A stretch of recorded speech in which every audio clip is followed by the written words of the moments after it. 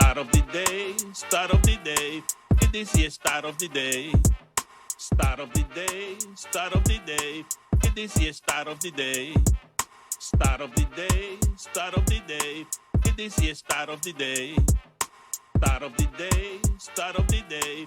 It is here, start of the day. Stat of the day, presented by Amazon Prime Video. Thursday Night Football is on. The Minnesota Vikings take on the Los Angeles Chargers. Coverage begins Thursday at 7 p.m. Eastern, only on Prime Video.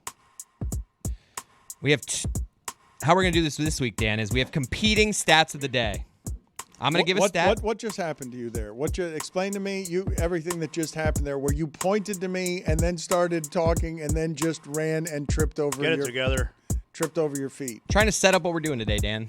Let me try it again. Take two. But you said you wanted it. You said you were going to do the stat of the day music. You said you were going to get us off to a roaring start, and now look at us, now flailing about. He didn't say any of that, Dan. Come on, be a teammate. For real. Lift him up. It's not like we seize on every mistake on this show. Here's the stat to beat. Okay, I'm going to say this stat, and then we can go around the room if anyone wants to compete. But I got news for you. You're not going to beat this one.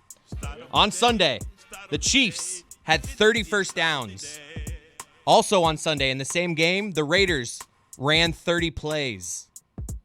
Try to beat that. You gave that stat yesterday. So good. It was worth repeating. He gave that stat yesterday. These are recycled stats. Well, so nice he said it twice. Yesterday I just casually worked it into conversation. Today, gave it as a stat. All right. Here's my stat. I'm going to try to beat it here. It shouldn't be very hard. This was a stat we already had yesterday. So all you have to have is a new stat. This game's very easy to play when all you have to do is produce a stat the audience doesn't know because they weren't listening yesterday when it was said and then recycled today and stole. This is like sponsored. Did you misspeak? Stoled? It's stoled. This is sponsored, and you're bringing a stat from yesterday that's 24 hours old. Damn good stat. Try to beat it, Roy. All right. This is from the Falcons 49ers game. Christian McCaffrey had more rushing yards than both teams combined. McCaffrey had 129 yards to 107 for everybody else. He led all players on both teams in receiving yards. He had 72, and he scored more points than the other team. He somehow scored 12 both points, of these stats stink. Somehow, and Atlanta had this. I think I got one. Whoa, I think I got one. Whoa, I'm not done. Oh. No other player in the Super Bowl era has done all that in the same game. Bad game. Atlanta has Bijan Robinson on it, so that's impressive. The craziest thing about this football season is everyone on San Francisco is hurt, except for the guy that everyone thought would get hurt. Who's made of bones at this point. And those are two truly terrible stats of the day. And My stat is fantastic. It's a great My stat. stat is better than his. Your stat is great, but it's stale. It's a stale stat. It's 24 hours old. We're moving really fast in this Stats day and can't age. get stale. There, I said it. You got to come up with a fresh stat. Per NFL Plus, after Dan declared their season over, the Panthers have won 3 straight games for the first time since weeks 1 through 3 of 2021. So Jeremy wins just because it's fresh? Yes. Oh. And it makes fun of me. And I was thinking about this morning because I was thinking I proclaimed the Panther season dead because that team is uninteresting and I don't want to watch them play the rest of the season. So don't watch them. No, I feel like if they had Packers jerseys on, you'd have a different attitude. Hold on, or Dan. Alabama jerseys. Or Tampa Bay Rays jerseys. No, I just want – look, they are – That would be funny. This is what's going to happen. I'm going to give you my honesty here on what it is that I'm doing with Carolina. Because they have the schedule of feeding off the – it is that division, and now they get to feed on Jets and Dolphins as well because they're playing against the AFC East. They might stumble their way into 9 or 10 wins that I don't want to see in the playoffs because they're not good enough. And they might stumble their way in because you get to beat the Saints and Baker Mayfield somehow can't have, he's going to be down 7 receivers by the time he gets to them late in the season. They destroyed Atlanta and they beat Dallas. Their resume isn't as flawed as you're making it. Also, can I make you a little bit intrigued with now Bryce Young? High ankle sprain. Guess who's up next? The Red Rifle. Yeah. Revenge game against the Bills. There is a conversation surrounding Bryce Young that I'm interested in because I don't know why I do this to myself, but I sat down in front of a television. Well, it's because I had money on it. I sat down in front of a television to watch C.J. Stroud and his offense play stinks. football. Woof. remember the conversation, and I guess remember that list that I put together About yesterday? He's going to say 1 year wonder on C.J. Stroud. They made the playoffs his first 2 seasons. He wasn't nearly as good as he was his rookie season, but the rookie season was incredible. He was unbelievable, making every throw, super athletic. He himself is now saying, like, I've gotten old. What are you talking about? Well, I would rather have Bryce Young at this point, and that was not the discussion. Can I analyze something with you guys, though, that gets forgotten in wherever it is that it's superhuman Joe Burrow who can't be shaken of confidence even as his body falls apart on the difficulties of playing the position, because I think the humanity gets inside. It gets lost inside the helmet. So I ask you this question.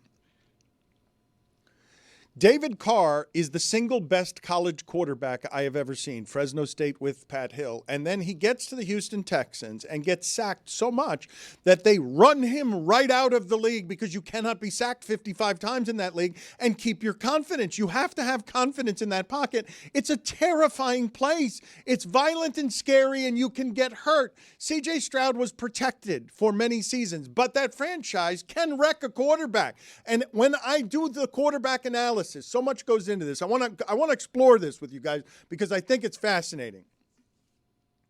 Clearly, the way they do the measurements, Baker Mayfield and Sam Darnold have unique skill sets that would make them good at the quarterback position. But then they have to go through a million different things.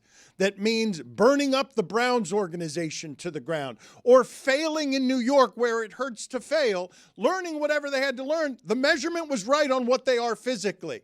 Top 5 talents. They can play in this league. But it is a buzzsaw to be sacked. Cam Ward has been sacked 27 times this season and has 5 fumbles. Learn it, eat it in 7 games, best college player.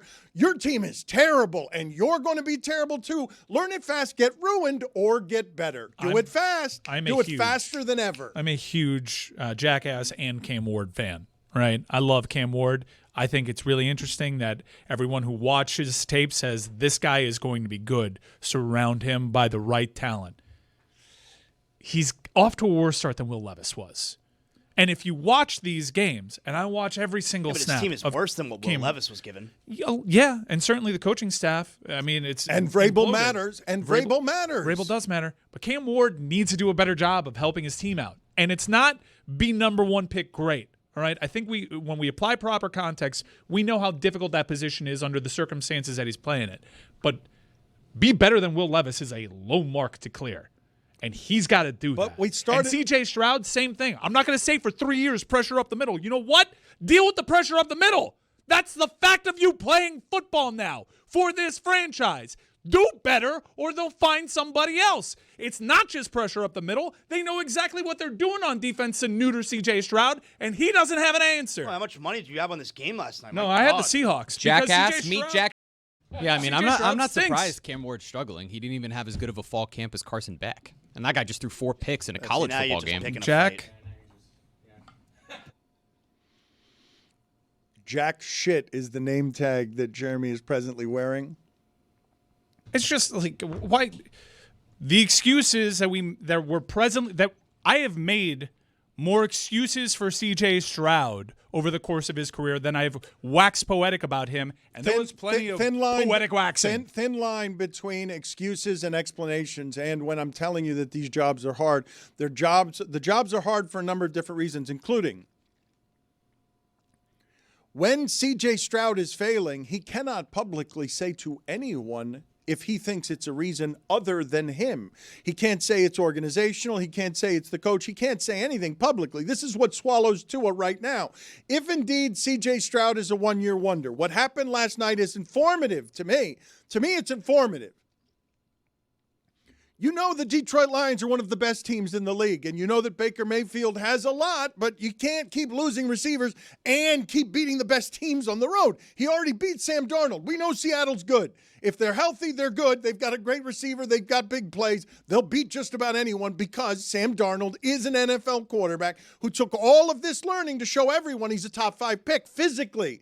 Top 5 pick. Baker Mayfield. They measured his guts. And they made him and a CMB a top 5 pick. And Cam Ward, in 7 games, can either get wrecked, ruined, or he blossoms out of it. But I got to imagine, and my larger point is, this position's even harder than you think it is, and it's harder than it's ever been. You're forcing upon people who are too young a pressurized scenario where they're not even old enough to know. You can't say it was the tackle's fault. You can't say it was anybody's fault but yours, Tua, or we'll start talking about whether your brain's injured. You mentioned a couple of examples that you could make the argument, well, the league found you out. How are you going to adjust? Carson Wentz, same deal. They found ways. And I'm not saying C.J. Stroud is beyond that, but I'm saying he's got to find that. He's got to tap into what Sam Darnold and Baker Mayfield did, because I think we're at that point in his career where you got to start wondering, are we going to pay this guy? Is this guy really our franchise quarterback? Because for as many people on the planet as there are like 7 guys that we've deemed are good enough to quarterback the game's most important position and win you a Super Bowl. No one doesn't pay the guy. No one. Everyone pays him. Like, what's the example of, C.J. Stroud, fine.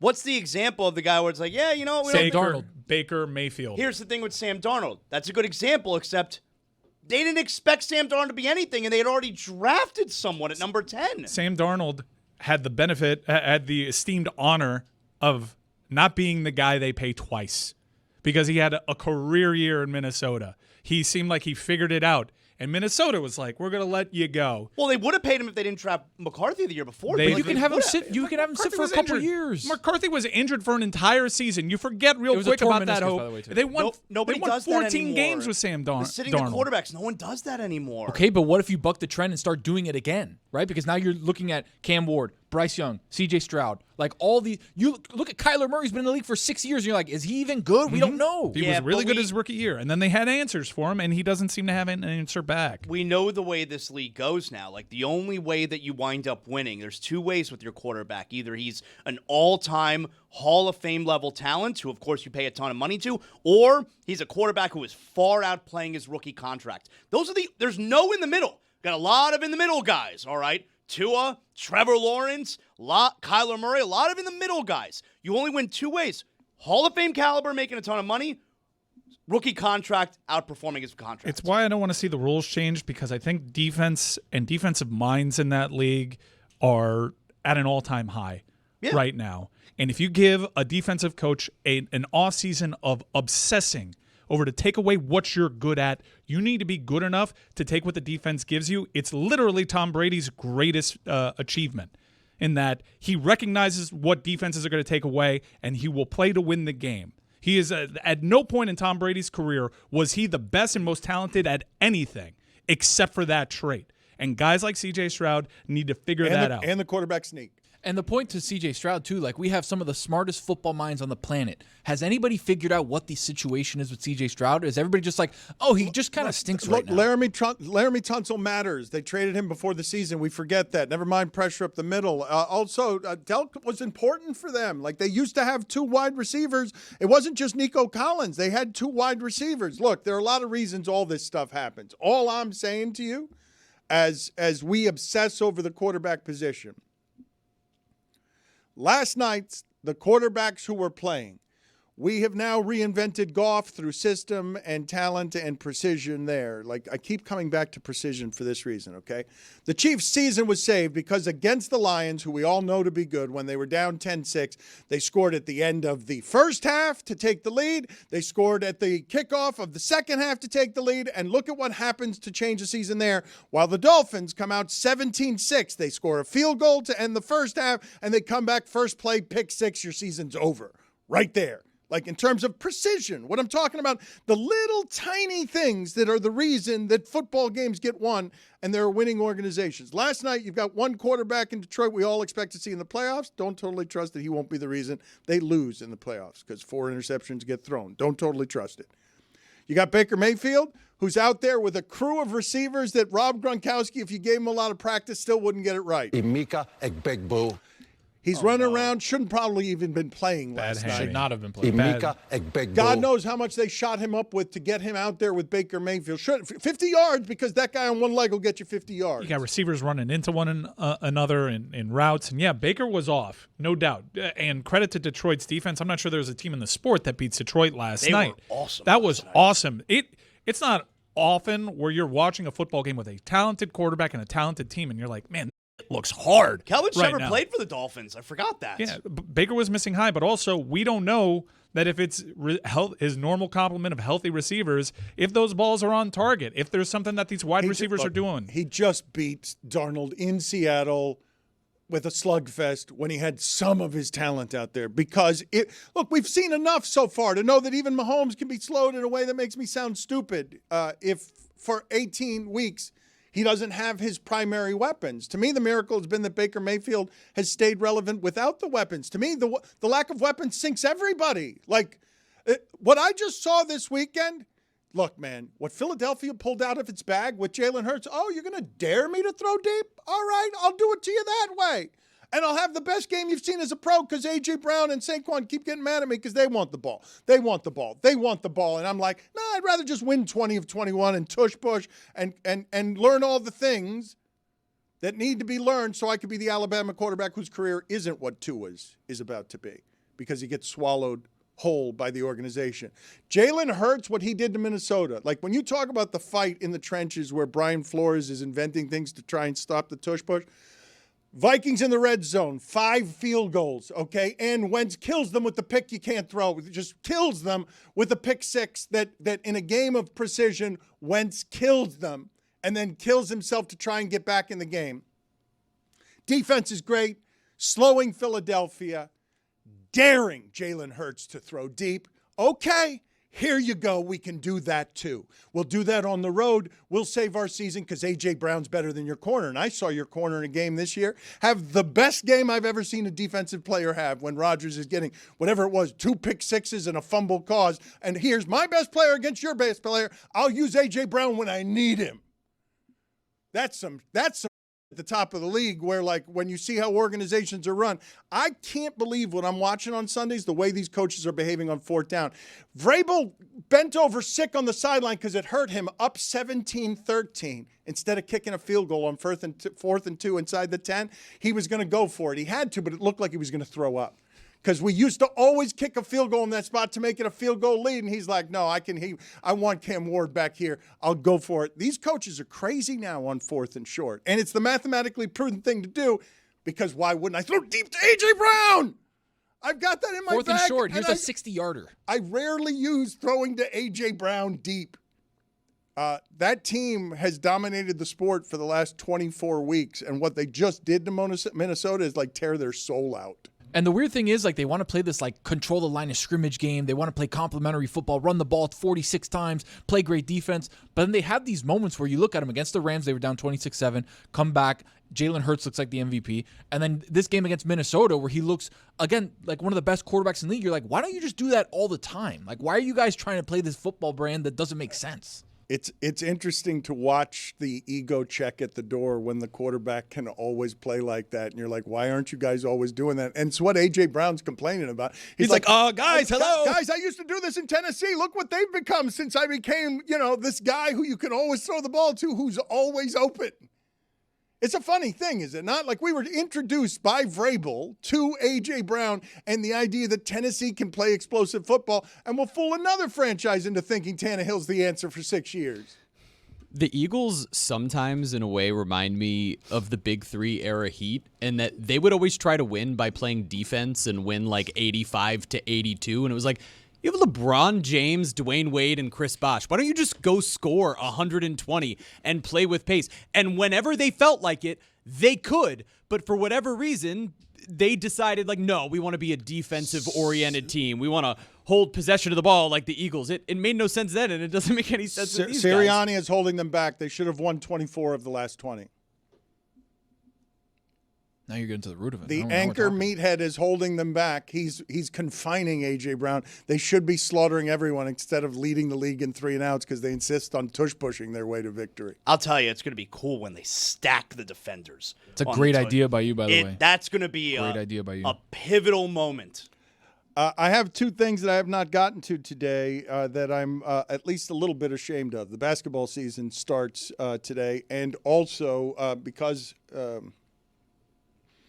it's a touch confusing to me to see the 2-time defending NHL champions being led publicly by Brad Marchand, being led to microphones, to cameras, replacing Kachuk, replacing Barkov. Of this iteration of the defending 2-time NHL champions are going to be represented in star power by the name of Brad Marchand. Zaslow is a resident hockey fan who cut short his vacation in order to win 1 championship for the Panthers in a way that was thanked publicly by Paul Maurice. What can you tell me about how I am to feel about Brad Marchand being the face and leader of this team? I mean, it's the juicy story right now because they're on ESPN tonight, all right? Like, that's the main reason that you have this impression that he's the face of the team. It's on ESPN. They're in Boston tonight, and it's the first time that Marchand is facing his former team in Boston. So I know throughout the day today, they're going to be airing parts on ESPN of his sit-down with Mike Monaco, which I'm really looking forward to hearing. Apparently, he gave him a lot of time, and it'll be interesting how that crowd reacts to him tonight. Like, I imagine there'll be a video package at some point in the first period during a commercial. He'll give the wave and all that. But Marchand is coming up. Couple things. The team's lost 4 in a row. They look like they can't score. After winning 3 in a row at home, they went on the road and immediately and that's not surprising. What's surprising about that? They're missing 2 important players to score it. You got to go to Buffalo with Bernie Pomeroy and lose to the listless Buffalo Sabres.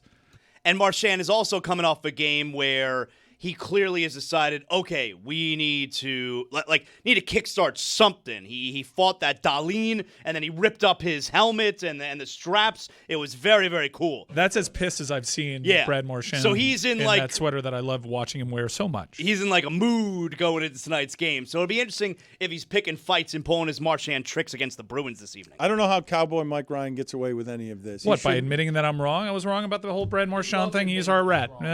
He's going to Boston right now, a city that he once played for but won't be remembered for playing in. I love Dan talking about like Marchand being our vocal leader right now. Are you longing for this? Bobby.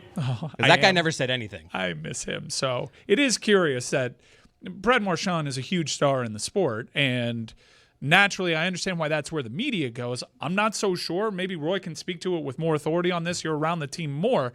I'm not so sure that that perception is reality. I know he's one of the leaders, but the fact that we've made this guy who was playing on the 3rd line last year now the de facto captain with these guys out, I think it insults like some of these guys that have been around, like Sam Reinhart and some of the other leaders on the team. No, I don't really think so because, I mean, he's a veteran. He's been around this game for 20 years, so I don't think that they have that much animosity towards him taking over a leadership role. I'm not suggesting animosity. Is it so? Is Brad Marchand now the leader of this team? Because they don't lack for leadership. I think he potentially is. Are we just basing that off of like TNT interviewing him and then him doing the helmet thing? Because I'm sure Reinhart is leading. This is all that happens here, and it is the normal thing leave with more goals to happen. The leader of your team in this circumstance, if he weren't kooky and trying to fight his way through his second language, would be your 2-time champion goaltender. That would. Goaltenders are all weird. Okay, but Patrick Waugh was the leader of his team when he was the best and most important player. Joe Sakic. Patrick Waugh was a psycho.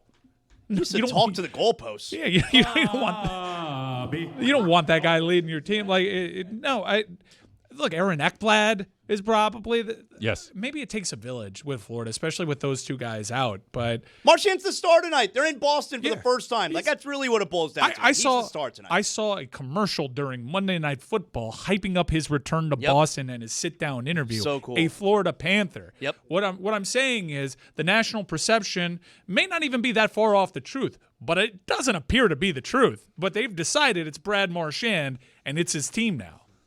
Just win tonight. Thank you. There was an interview last week that Marchand did with TNT, and TNT has killed it again with its studio shows. And we've known this for a while. This is not new information, but they know how to do the studio show well. And do we have the sound? Can we get the sound in moments here about how Marchand is going to be presented as the face and voice of this team, whether he is or not, because he's a bigger star than Reinhardt and Bennett and Bobrovsky and all of them. He's an American star. That matters. Kachuk represented this team before.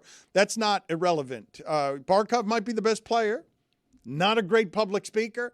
Not a great interview. Not a great personality. Not embraced by people beyond hockey because he's a superstar, and the people in hockey know that he's transcendent on the ice, but not the kind of personality that's going to be loved beyond regionally. Well, you got to keep in mind that Marchand, the media converges around him because he's the best quote on the team. Yeah. He knows how to work a microphone. I mean, you've seen on TNT, him and Paul Bissonnette have a nice rivalry going. Brad, thanks so much for joining us. Appreciate it. Paul Bissonnette's got about 19. Brad, thanks so much for joining us. Appreciate it. Paul Bissonnette's got about 19 questions for you. He has a eye patch on for some reason. Trying to get playmaking advice? No, I said that you guys have. What are we doing here, fellas? Time out. I said you guys have a big core group, and then you guys are familiar with each other's tendencies. All right, Brad? And by the way. Okay, I didn't catch that part. Yeah, well, if your ears were as big as your nose, you would have.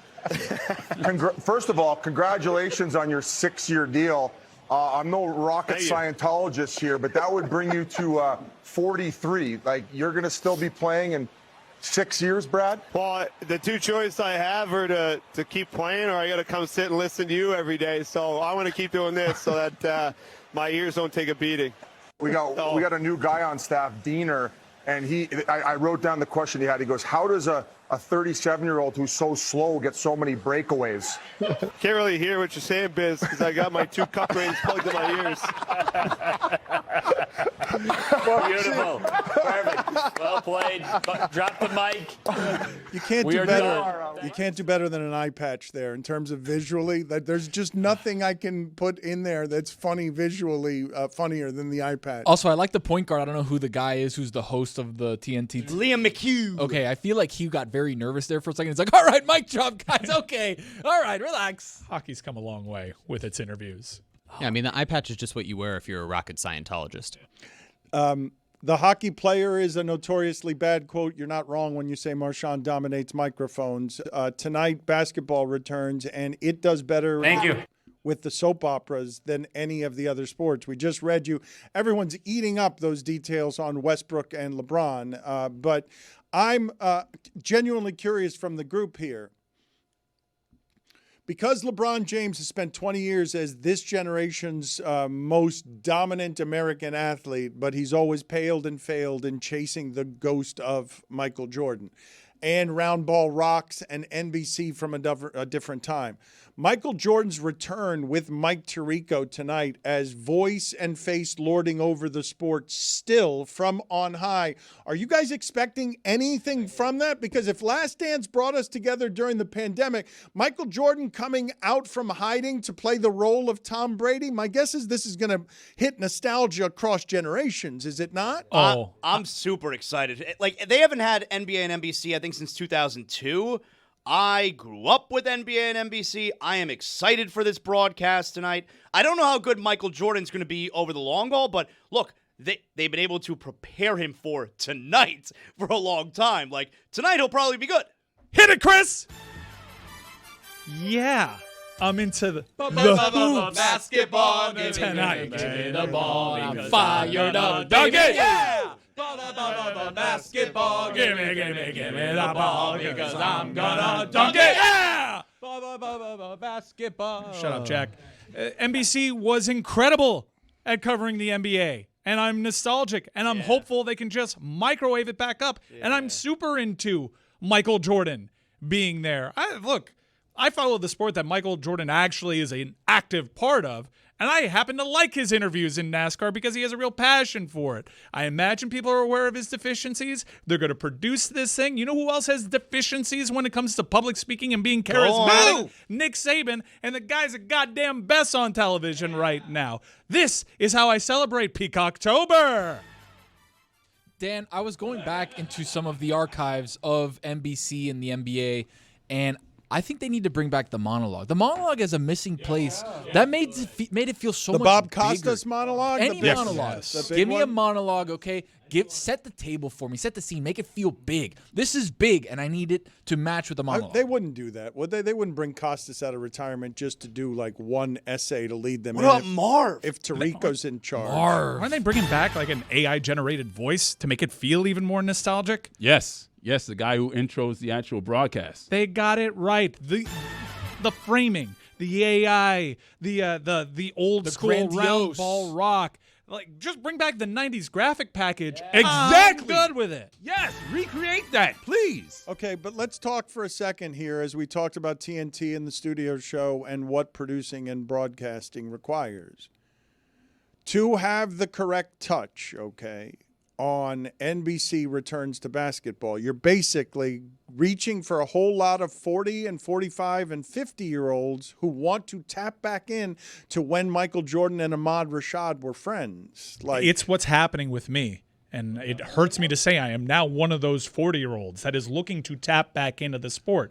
This is a nice way for me to start. There's going to be a basketball game on the TV every night this season, it would appear. Well, look at the framing of this. Look, man, so much is about to change. The Rams just played a game at 6 a.m., and you just saw a football game between Houston and Seattle.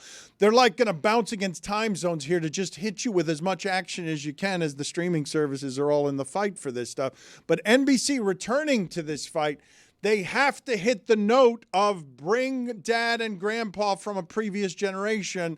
Let's show you what it sounded like when Bob Costas was welcoming you into the national game of the week with an essay, because you know the Knicks and the Heat hate each other, and it's unbelievable soap opera.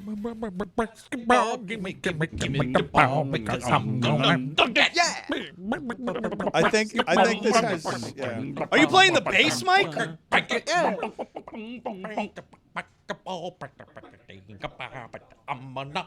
Yeah. It sounded like hearing a water bottle sing.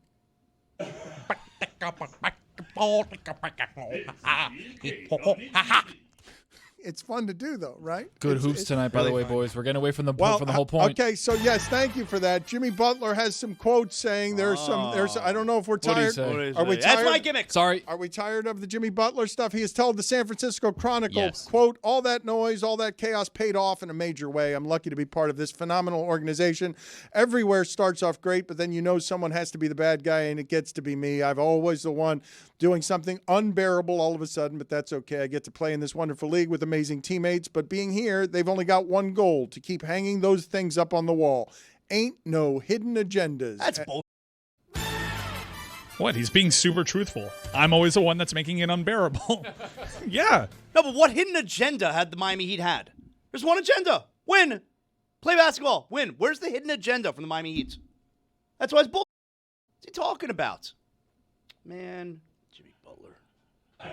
He will always get under your skin. Will you ever forgive him? Forgive him for what? That's how I'm at. That's where I'm at with Zoe. Every time they do I know he was my boy. I know he was my boy during 2006, but every time I'm like, I remember what you did. What did he do? Yeah, he left. He got more money. sick. And the Heat wanted him to leave. He left. The Heat didn't want to pay him. Yeah. No. You're off base. You don't do that. You're off base. You don't do what? Wait. Am I not knowing jack shit right now? Are you talking to me?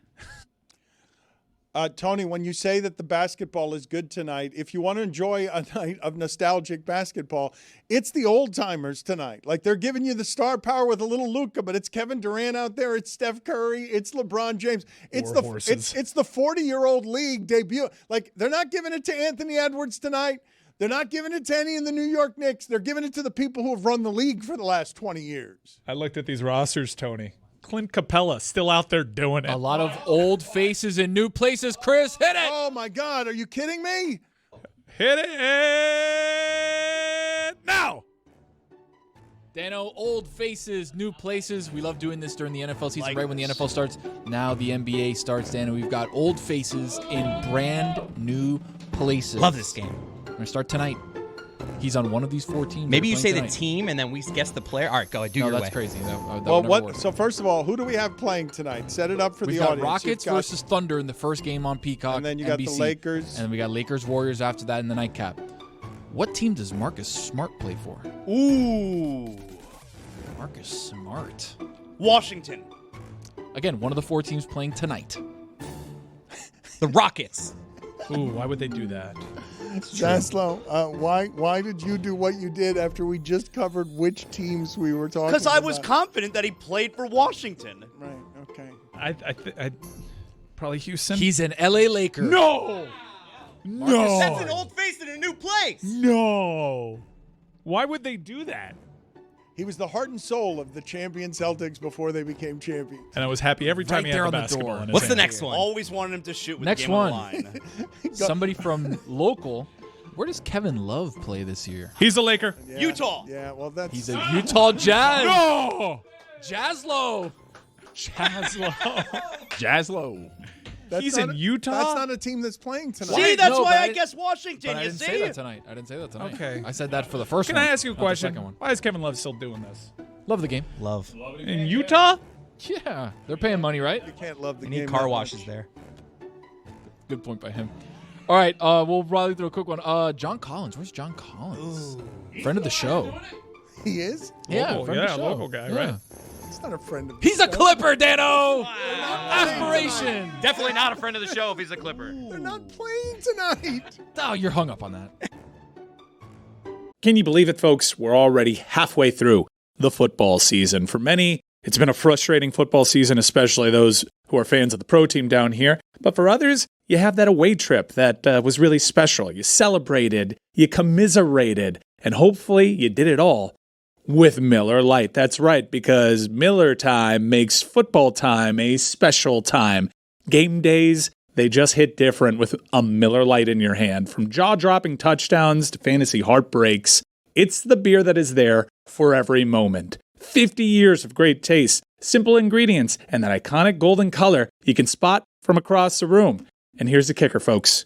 It's just 96 calories and 3.2 carbs per 12 ounces. The original light beer since 1975 and still hitting different 5 decades later. So whatever your game day experience looks like, remember, Miller time is always a good time. Miller Lite, great taste, 96 calories. Go to MillerLite.com/Dan to find delivery options near you, or you can pick up some Miller Lite pretty much anywhere that sells beer. It's Miller time. Celebrate responsibly. Miller Brewing Company, Milwaukee, Wisconsin, 96 calories and 3.2 carbs per 12 ounces. So the NBA kicks off tonight. NBA on NBC and Peacock. It's both, all right. NBA on NBC and Peacock. We got a pair of games. Juju, good to have you aboard. How excited are you for the NBA is back? Yes, sir. Very excited, man. You got to know I've been waiting for this day all year. And you can also check us out doing our thing over at DLS Hoops. Me and Trista, you feel me, the Alley-Oop Show. We're going to be back in full effect, man. Pull up on us. What do you make of Kevin Durant? He's going to play for the Rockets this year, okay? What do you make of Kevin Durant? He's going to have to stand there in Oklahoma City. He's going to watch them put that banner up right in front of him. Right. I think the Thunder organization deserve a lot of credit, as always, for how they did their rosters. But I do think that they deserve a little bit of flack from how they handled it back in the day, which we're finding out right now on the Starting Five Netflix show. Like, come to find out, they traded James Harden without his knowledge.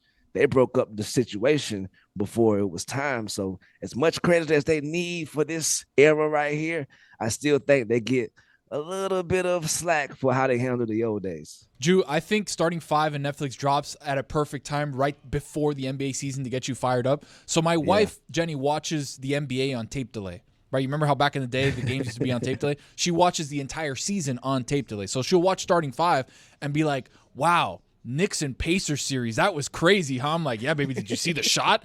She's like, oh my God, it bounced up, it went in, incredible. She's like, Shea Gillis, I love him. He's such a nice guy. So she watches the entire NBA storylines on delay, but now she's getting into the season. She's like, big game tonight. Rockets, Kevin Durant. I like him against Shane Gillis-Alexander. And I'm like, yep, Shane Gillis, babe. She's like, wow, big game. By the way, really quick, tallest NBA starting five ever we could have. Yeah. 6'7", 6'11", 6'11", 6'11", 6'11". Wow. What team? The Rockets. The Rockets. Hell yeah, man. Look, I think salute to Jenny as always, you feel me? And the beautiful baby girl in the world right now. You know, she always got that going on. So her paying attention to anything is a big, big plus.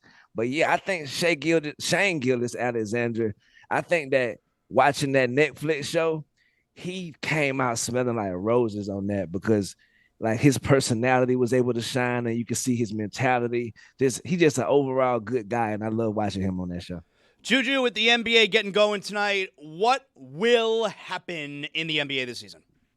Oh, yeah, man. I made a top 10 things that will happen this season in the NBA list. Number 10, the Golden State Unks will be the 4 seed. Interesting. Why? Bruh, they got the most important thing you need to have on your team to be able to succeed in life. Al Horford. Yeah. El Tigre. He's going to bring it together. So 4 seed for the Unks. Very specific. Not a middle seed, the 4 seed. Old face, new place. Number 9, Ja Morant will have a new weapon of choice on a celebration. So you're not saying like an offensive weapon that he could pass the ball to. You're talking about a celebratory bazooka, possibly. It'd be like a sword, Yeah. like Chichi Rodriguez. A slingshot. Yeah, or a pair of nunchucks. Juju, what do you make of his signature shoe? I love Man. the newest volume of the Jaws. Right. I think he did it with that one. I think hands down right now he has the best shoe in the entire NBA right Oof, now. I don't know about that. I don't know. Who you It's think? up Who there. you think? The Ant ones were And ones were great. great. It was great. Great, but the Jaws for the low cut, man. Not a low cut guy. That's why. He had an ankle thing. Okay, well, for fashion. High not or for- low ankle? It was mid, actually. Wow. Oh, wow. The rare. Number 8, I'm sorry, guys. The Miami Heat will trade Bam Adebayo or Tyler Hero this year. Wow. Man, with any luck, it's both. What you think about that, Zaz? I think there's no way they trade Bam Adebayo. I could see if the right, deal comes along that they would trade Tyler Hero. Important to note that the deadline for an extension passed last night. Now, it just means that he would get more money next year if he signs the extension. But based on what you just said there, it's important to note that. For sure. Number 7, Zion Williamson will put back on a couple pounds during a Pelicans losing streak. Or winning streak. Yeah, it's probably already happened. or just living his life. I picture him like after media day treating it like a boxer that just made weight. Yeah. Where he just like after Yeah, UFC fighter. Wow, you thought this was a light heavyweight fight, huh, pal? Number 6, it's going to be a snowy January afternoon, maybe January 9th, January 12th. Or the Nothing is 6th. happening. And all of a sudden, Adam Silver is going to drop the hammer on Steve Ballmer with his punishment. I would. Here's my counter to it. I don't think so. It's probably going to be a soggy March morning after the All-Star game. Yeah, definitely after the All-Star game, but I don't think he's dropping any kind of hammer. Damn. Number 5, the Dallas Mavericks will beat the Los Angeles Lakers in the playoffs. Seems. Is that a first-round matchup, you think? I think so. I think it Okay. is. All right. Nico Revenge tournament. Okay. Number 4, Russell Westbrook will have an on-court confrontation with LeBron James. By the way, Zaz, old face, new place. Where does Russell Westbrook play this season? Sacramento. Attaboy. I knew that. After reading that article. Tell me he punches him and says, "Welcome to Earth." Gout, King's disease. Number 3, the Washington Wizards will be ass. Bold. I was like, there's no way he's going playoffs. Bold. That's stuff you're not hearing anywhere else. Number 2, Victor Wembanyama will do something that we have never seen before 4 times. The different things every single time or the same thing 4 He's times? already doing something right now. Staying healthy. How? He's still growing. He's like 9 feet tall now. It's ridiculous. I warned you this day would come. I'm not a hater. did. I'm trying to protect the game. Has he had a quadruple double with blocks yet? No. He's gonna. No one's doing it with blocks. Bruh, looking back, Mike, Ryan, you was right, bro. What are we rooting for to happen with them? Like, this is league domination. He got new moves. He got new pro steps. Frustrating. Number one thing that will happen this season, and this pains me to say this, the NBA Finals will be the Denver Nuggets versus the New York Knickerbockers. Whoa. A week It's time. east. Wow. Week east. Who's the superstar leading the Knicks to that finals? Because it may not be on their roster presently. Mike Brown's think been out of the Yabusele- first round one time in his career. And he got to go to the finals. All right. I think Yabusele and Jordan Clarkson are going to be big transactions that will bear fruitful during the playoffs. All right. Speaking of big, he's listed at 283 pounds. Yabusele? Yabusele. Yeah. 283 pounds. Working a Yabu salad. Juju, you got some polls for us today? Yes, sir. Do you think Tyreek Hill watches Dolphins games? No way. I think he does. 93% of the audience says no, he does not. And the last poll, should you throw a football at a baby stroller? Baby Rose. 61% of the audience says no, you should not. And those are your polls. 39%. What? All right. Not What that are we bad. doing? Yeah. Chris, you got Thursday Thunder? It's against the spread. Because it's Tuesday. On a Tuesday. I might have told you to say against the spread, but Thursday Thunder. or Thursday Thunder. Tuesday Look what Thunder. they did to my Against boy. the spread is presented by DraftKings. DraftKings, the crown is yours. I mean, granted, I should have known it's not Thursday. I wish but we could record our you headphones. definitely said Thursday I Thunder. definitely at one point said against the spread. I may have the second time said Thursday Thunder. Roy, what do we got? Wait, All right. Thursday. It's Thursday against Thunder. the spread. It's Tuesday Thunder. Against the spread is presented by DraftKings. DraftKings, the crown is yours. All right, we got Devils at Maple Leafs tonight. The Devils have failed to cover the puck line in 11 consecutive road games following a win. They won 5-3 against Edmonton. The Maple Leafs have won 8 consecutive games against the Metropolitan Division. Anthony Stoloz also called out the team after their loss against the Kraken. He called out the Maple Leafs. So I think they got some fire under their asses, the Maple Leafs. They're going to end up covering the spread at 1.5 tonight against the Devils. Tony. Wow. All right. I'm going to take OKC tonight in a big game. I know. Big game tonight. If You we're say doing big game? not a big game. OKC, Houston. KD coming back to OKC. They're putting up the banner like you said. Yeah, I think I gotta go big game. Big game. Big game. Big game. I'm going to take the Oklahoma City Thunder minus 7.5 against the spread. I think that the Rockets still got to figure out their situation offensively. Chemistry. Who's going to play when? Who's going to handle the ball? Reed Shepard is going to play. Ahmed Thompson is going to handle the ball. Is he ready for that? No Fred VanVleet. No Fred VanVleet. It's a big injury for them. It's big because he's the captain of that offense. Okay. Give me that spread. Now we're looking at OKC. Very exciting team coming off a win from the championship. OKC minus 7.5. Book it. And Tuesday Thunder. I want to play. Oh, go ahead. Yeah. Hey, go ahead, Mike. I'll take USF minus 3.5 against Memphis. I don't like Memphis. I don't like Memphis one bit, and I think USF is good. Of course you do. Thursday Thunder, even though it's Tuesday Thunder. Tuesday Thunder. Chris definitely said Thursday Thunder. The second time, maybe. Thursday Thunder, winner last week. Yeah, you did.